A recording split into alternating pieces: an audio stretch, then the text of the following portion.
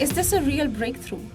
Because yet another ceasefire proposal amid the ongoing conflict raises a key question.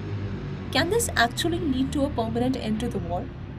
On surface, it may sound like progress, but on ground, the situation remains largely unchanged. Talks of a ceasefire may be gaining momentum, but on the war front, it's still a standstill. More on paper, but far less in reality.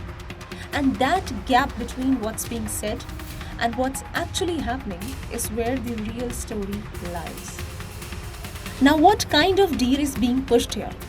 What Donald Trump is proposing is not a traditional diplomacy. It's a hardline, coercive negotiating stance. The message is blunt: agree to strict terms or face devastating consequences. At the core of this approach are three key demands: roll back Iran's nuclear program, limit its military capabilities, and reduce its regional influence.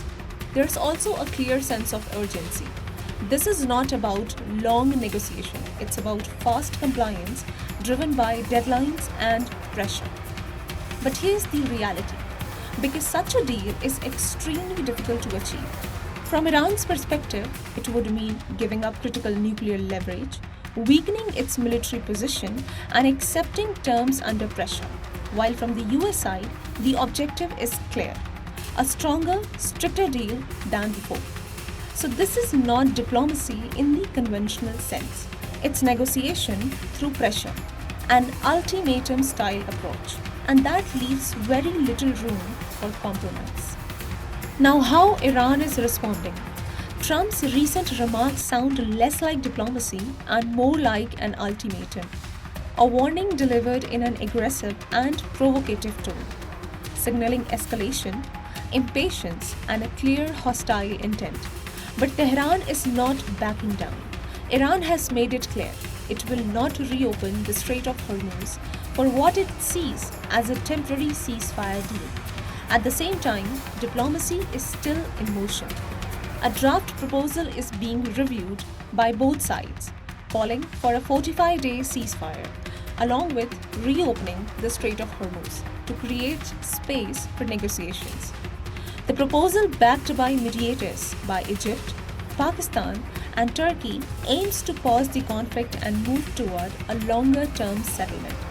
It has reached key decision makers: Iran's Foreign Minister Abbas Araghchi and US Special Envoy Steve Witkoff.